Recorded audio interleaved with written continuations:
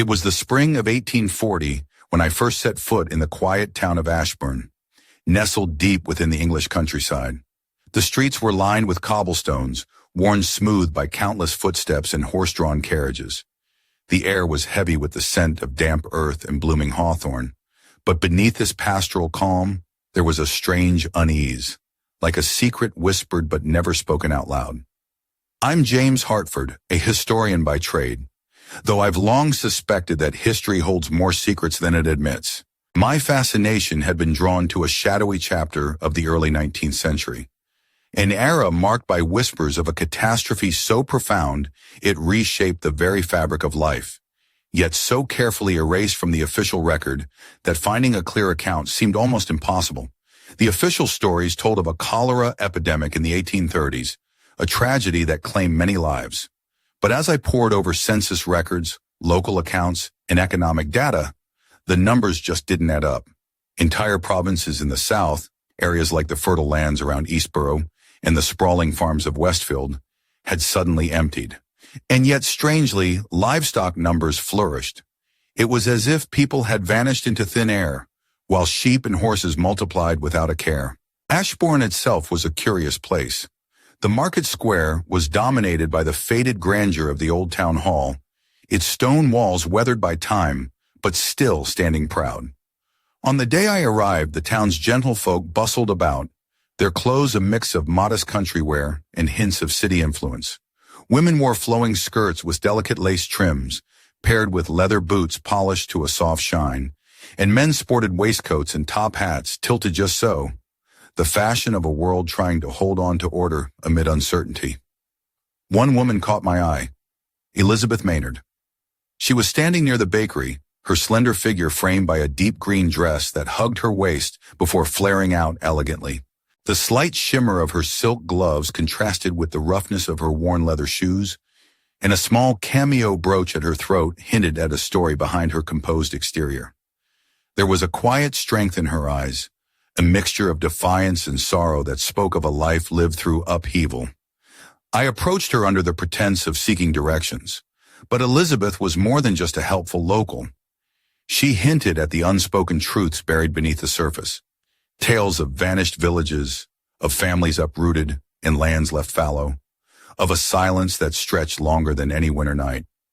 As dusk fell, the sky turned a bruised purple, the shadows elongating across the fields. I couldn't shake the feeling that the land itself remembered something we had forgotten, a wound hidden beneath layers of soil and stone. That night, in the dim light of the inn's flickering fireplace, I began to piece together fragments from old letters and faded journals.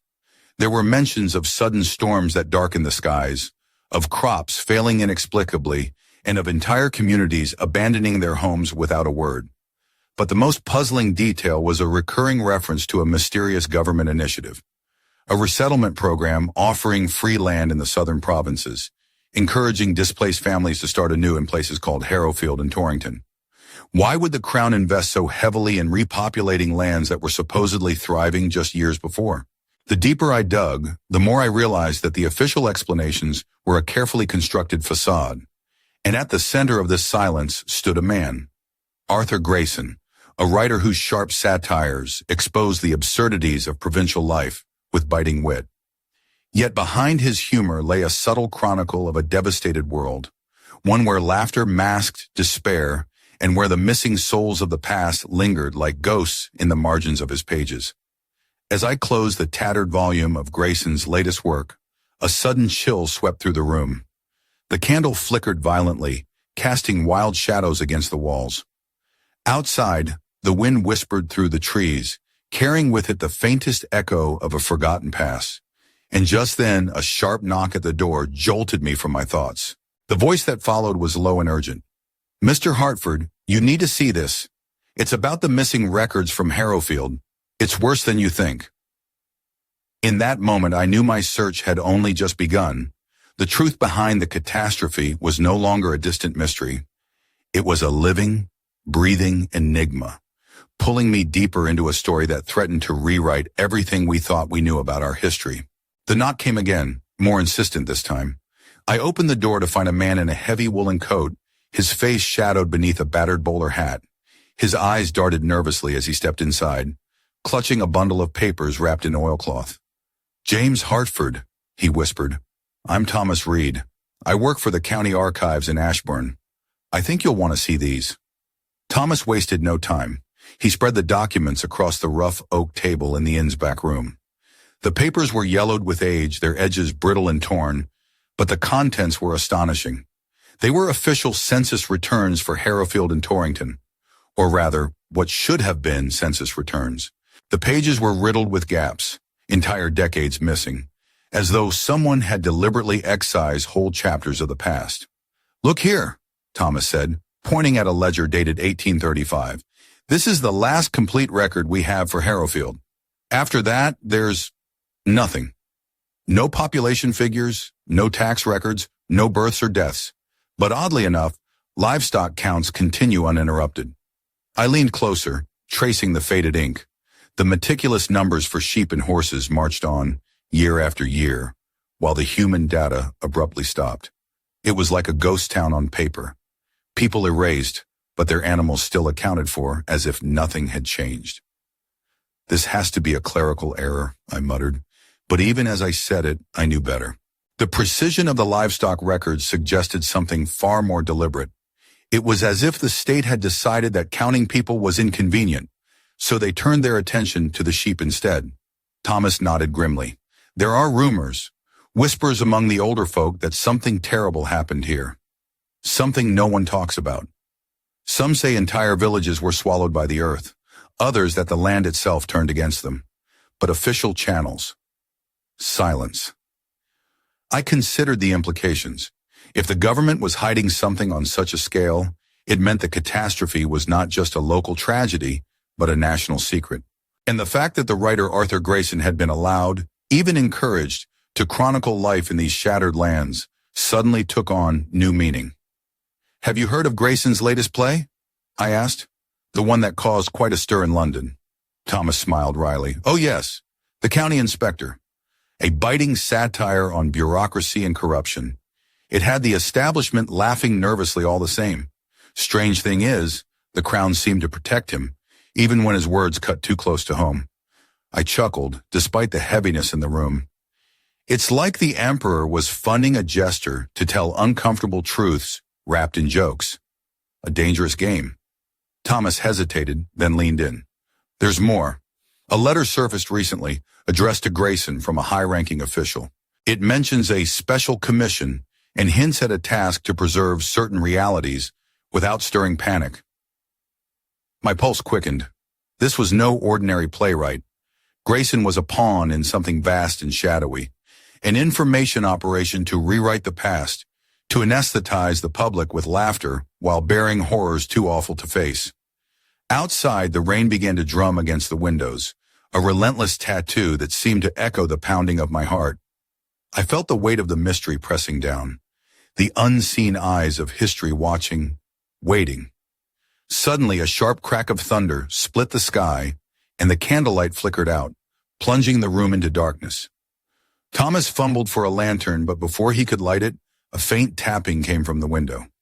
I turned, heart pounding.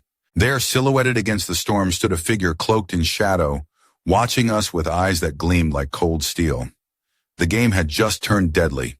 The figure at the window didn't move, just stood silently as the rain lashed against the glass, blurring the silhouette into something half real, half phantom. I swallowed hard, feeling the hairs on the back of my neck rise. Thomas grabbed the lantern with shaky hands and lit it, casting a wavering circle of warm light across the cramped room. "Who's there?" I called out, trying to keep my voice steady, though it felt like a child's whisper in a storm. The figure didn't answer, didn't even blink. Then, as if sensing we weren't about to open the door, it vanished into the night as quickly as it had appeared. "Bloody hell," Thomas muttered, eyes wide. "I've never seen anything like that around here." I nodded, heart still racing. This wasn't just a quiet town hiding secrets. It was a trap, a maze where shadows moved and watched. The deeper I dug, the more I felt the weight of unseen forces trying to keep the past buried. We spent the next hour poring over the letters and documents, each page peeling back another layer of the mystery. Among the official correspondence was a curious invitation, in order really, for Grayson to visit Harrowfield to observe and record the life of the province during its resettlement. I felt a chill.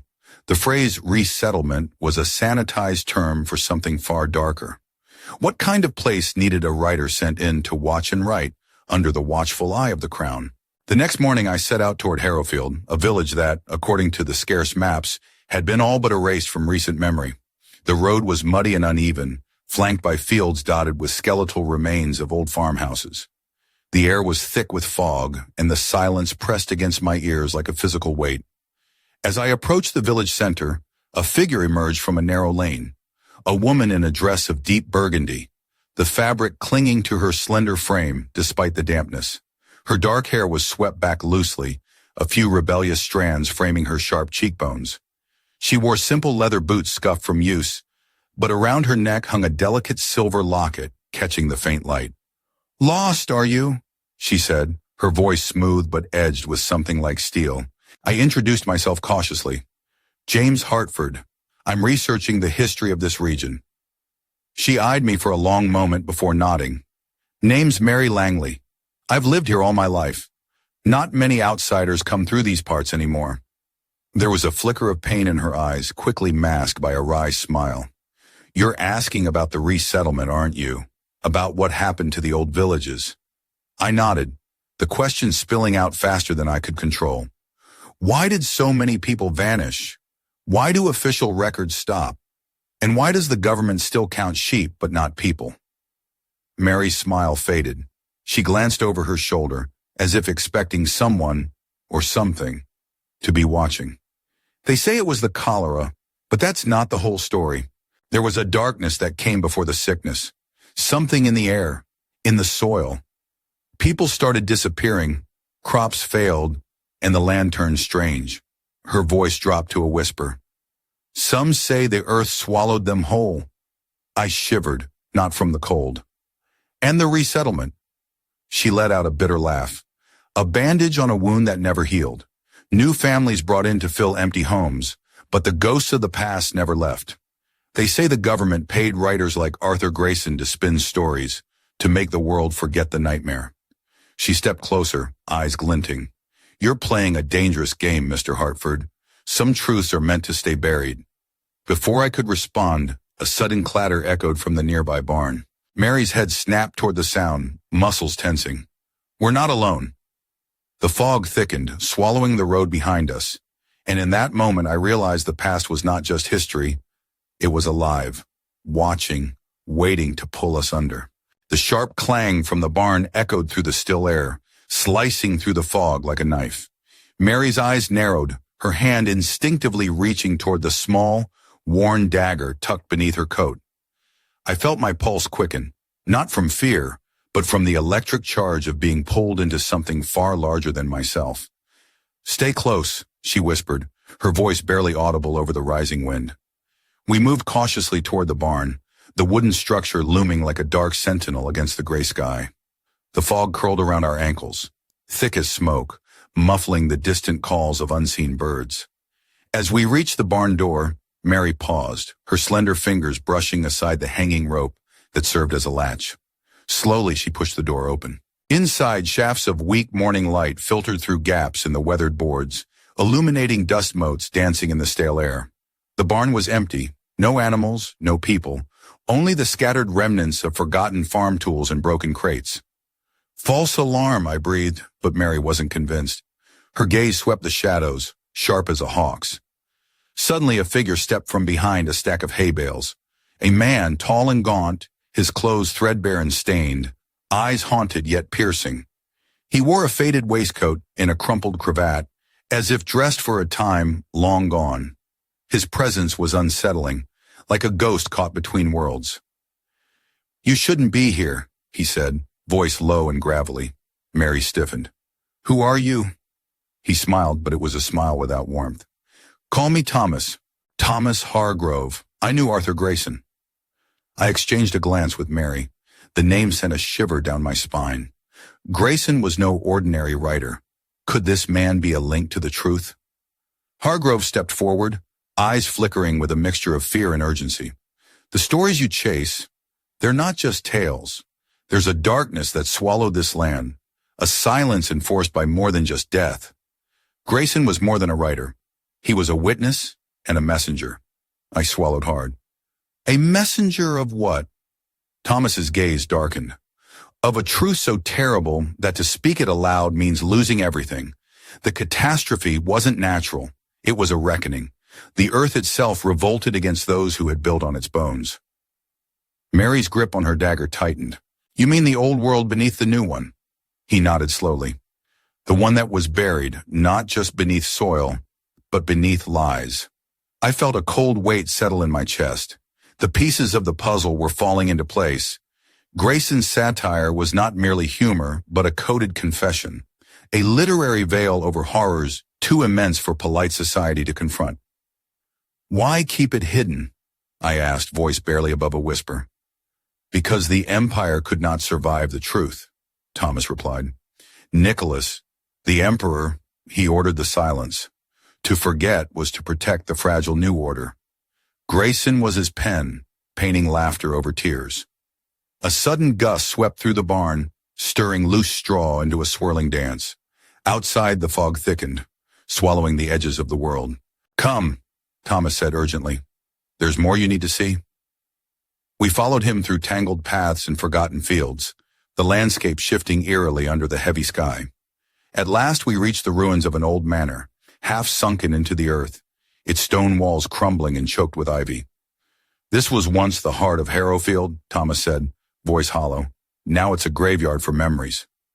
He knelt by a broken stone slab, brushing away moss to reveal faded engravings, names and dates erased as if time itself had tried to forget.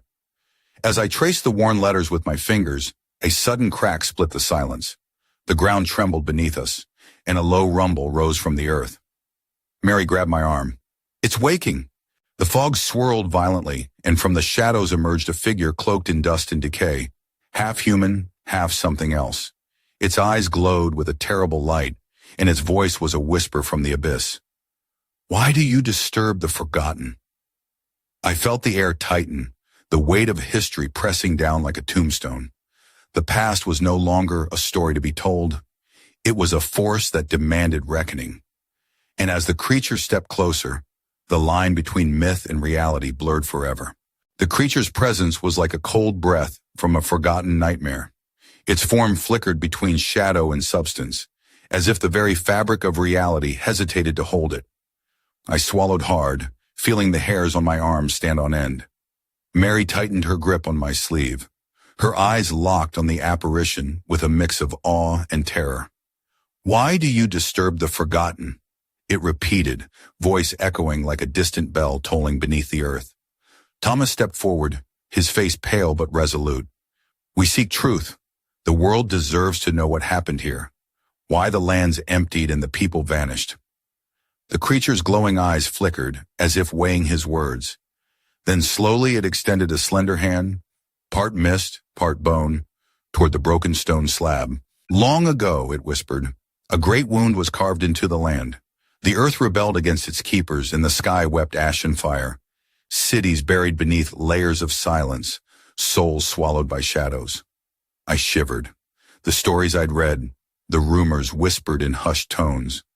They were all fragments of this terrible reality. Mary swallowed, voice trembling but firm. But why hide it? Why erase the past? The creature's gaze softened, a flicker of sorrow passing through its otherworldly eyes. Because to remember is to invite chaos. The Empire chose oblivion to survive, trading truth for order. But the past does not die. It waits beneath the surface, restless and hungry. A sudden gust tore through the ruins, scattering leaves and dust like restless spirits. From the depths of the earth came a low rumble, as if the land itself stirred in response. Thomas glanced at me, urgency in his eyes. We have to document this. The world cannot be left in darkness. I nodded, fumbling for my notebook, hands shaking. The creature's form began to waver, fading like mist at dawn. Remember, it whispered, voice dissolving into the wind. The buried cities are not gone. They wait beneath the soil, and one day, the silence will break. With that, it vanished entirely, leaving only the whisper of the wind and the heavy weight of unspoken truths. For a long moment, we stood in silence, the ruins pressing close like a tomb. Mary broke the quiet, her voice barely above a breath. You've seen what most dare not. Now the question remains, what will you do with it? I felt the enormity of the task settling on my shoulders. This was no longer just an academic pursuit. It was a reckoning with a past that threatened to consume the present. As we turned back toward Ashbourne, the sky darkened, and distant thunder rumbled like a warning. Unseen eyes watched from the shadows, and somewhere deep within the fog, a secret began to stir once more. The past refused to stay buried. The road back to Ashbourne was a blur of mist and shadows, the chill in the air settling deep into my bones. Mary walked beside me, her footsteps quiet but purposeful, her eyes scanning the fog as if expecting unseen watchers to materialize at any moment. Thomas trailed just behind, his usual composure frayed like the edges of the documents we carried.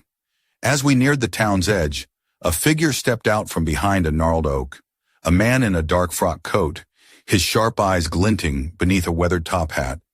He tipped the hat with a curt nod and approached with measured steps. Mr. Hartford, he said smoothly, I trust your journey has been enlightening. I stiffened. There was something about the man that set my teeth on edge, an unsettling blend of charm and menace. And you are? I asked, voice steady despite the sudden tension. Call me Mr. Langley, he replied, a faint smile tugging at his lips. I represent interests concerned with preserving the stability of this realm. Your inquiries into the past tread dangerous ground. Mary's eyes narrowed. We seek only truth. Mr. Langley chuckled softly. Ah, truth, a luxury in troubled times. But beware, Mr. Hartford. Some truths are like embers in dry grass. They can ignite fires that consume everything in their path. He produced a folded letter from his coat pocket, handing it to me with a flourish. The seal was unfamiliar, but the handwriting unmistakable. Grayson's elegant script. Consider this a warning and an invitation, Langley said. There are those who watch, who guide the narrative to ensure the Empire's survival. You would do well to remember that. Without another word, he tipped his hat and vanished back into the swirling fog. I unfolded the letter with trembling fingers. Inside was a cryptic message. The past is a mirror shattered, its pieces scattered in silence. Seek the key where shadows dance with light, but guard your steps, for the watchers are many and patience thin. Mary studied the note, lips pressed tight. Where could shadows dance with light? I thought back to the ruined manor, the flickering form of the creature, and the strange play of dawn and dusk in the fog. Perhaps the old chapel on the hill, the one abandoned since before the catastrophe. Thomas nodded. It's said to be a place where secrets hide in plain sight. The three of us exchanged determined glances. The game was escalating. The veils of secrecy were thinning, and somewhere in the dim corners of Ashbourne, a key awaited discovery. As night fell, the town took on a different character. Lanterns flickered behind curtained windows, and whispers floated on the cold breeze. The weight of unseen eyes pressed heavier, and I realized that the past was not just a story to uncover. It was a living force, watching, waiting, and ready to strike. Yet despite the danger, a fierce resolve burned within me. To unearth the truth meant confronting shadows older and darker than I had ever imagined.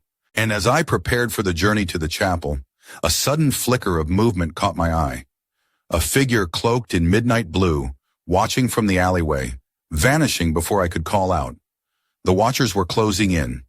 The night was only just beginning.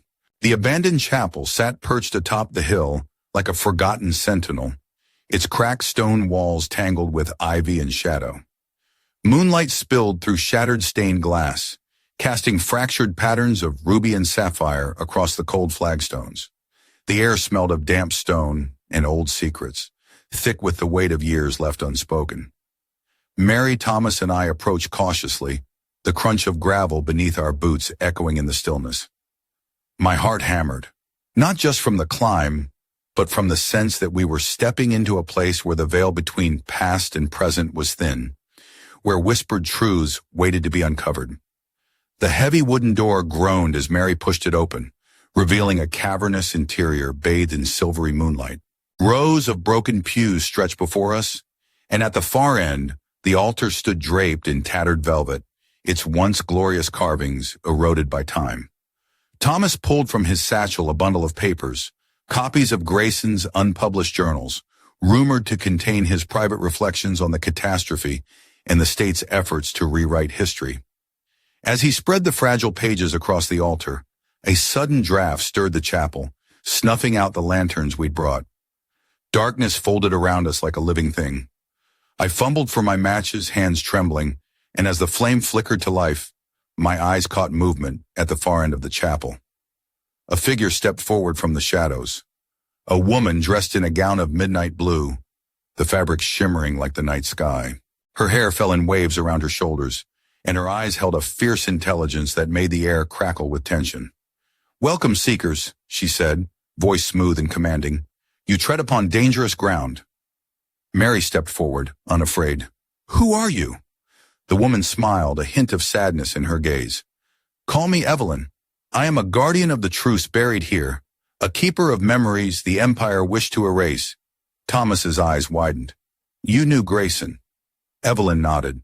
"More than you can imagine." His words were a beacon in the darkness, a subtle rebellion cloaked in satire.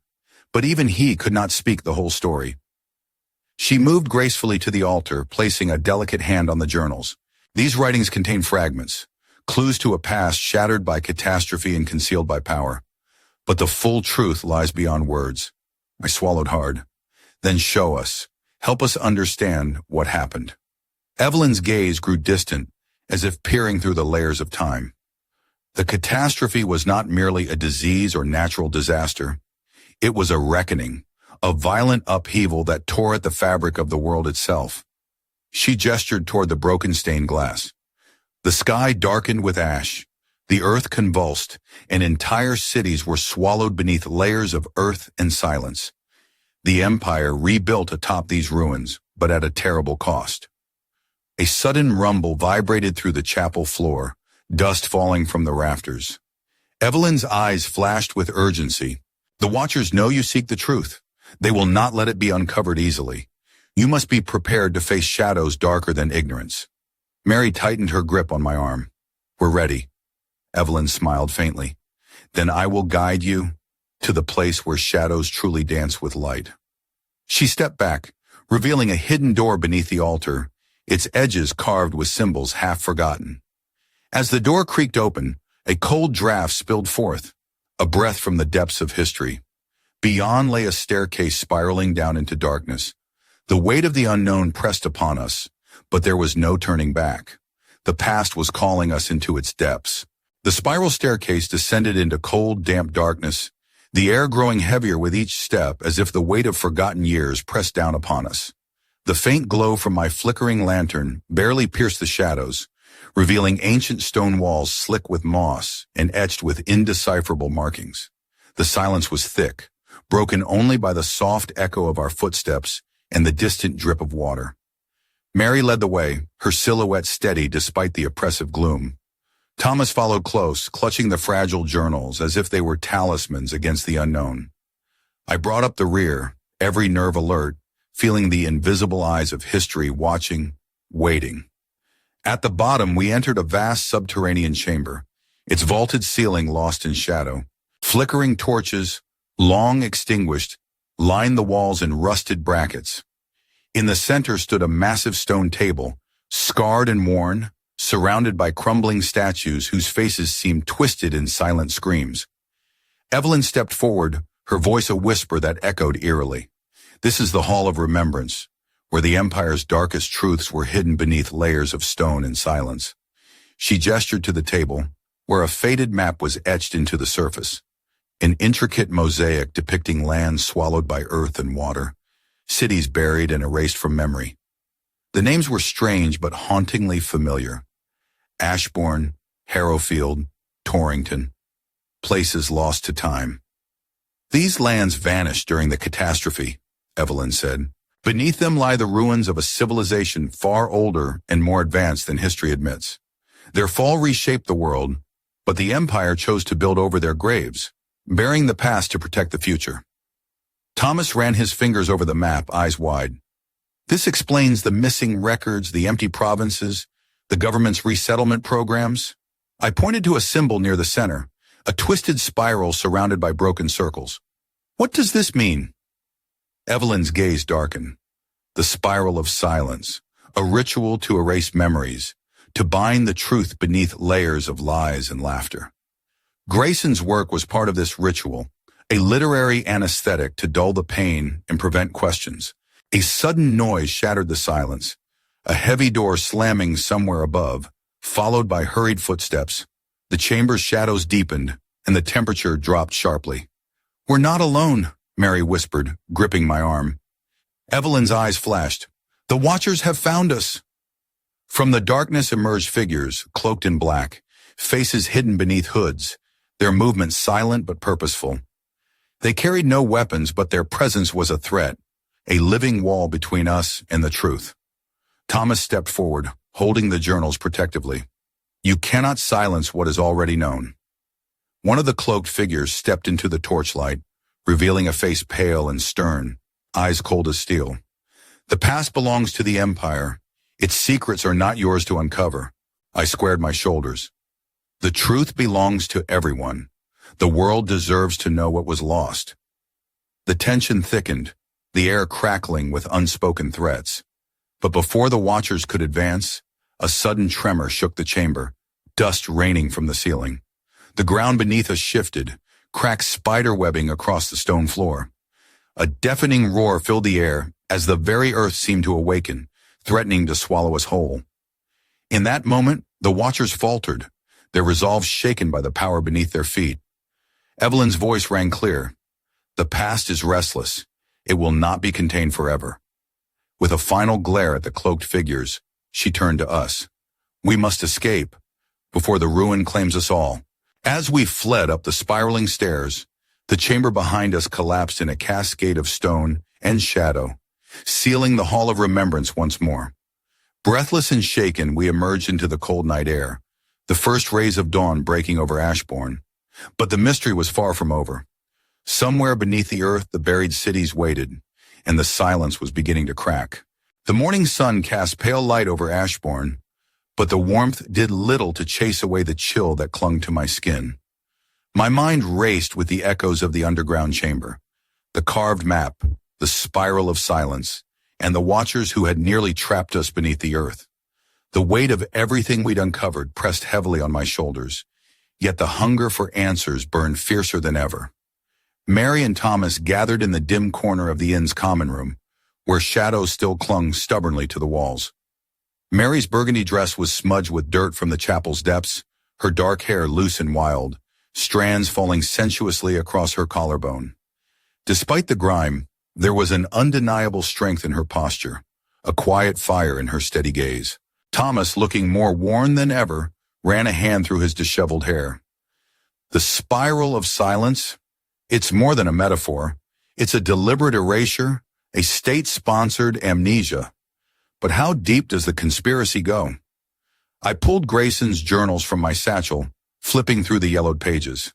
Deeper than we imagined. The Emperor himself, Nicholas, was involved. Grayson wasn't a mere critic. He was a tool, a literary anesthetic to dull the public senses. Mary's eyes darkened. So the laughter, the satire, it was a mask hiding a nightmare. I nodded grimly. Exactly. And now, with the past stirring, the Empire's guardians are desperate to keep the truth buried. Suddenly, the tavern door burst open, and a young messenger stumbled in, drenched from a sudden spring rain. "Sir Hartford, urgent news from the south. Harrowfield is in chaos. Strange lights, unexplained disappearances, and whispers of shadows moving through the night." A ripple of unease passed through the room. It was as if the buried past was bleeding into the present. Thomas frowned. "This isn't coincidence. The catastrophe's legacy is awakening." I felt the weight of destiny settle upon me.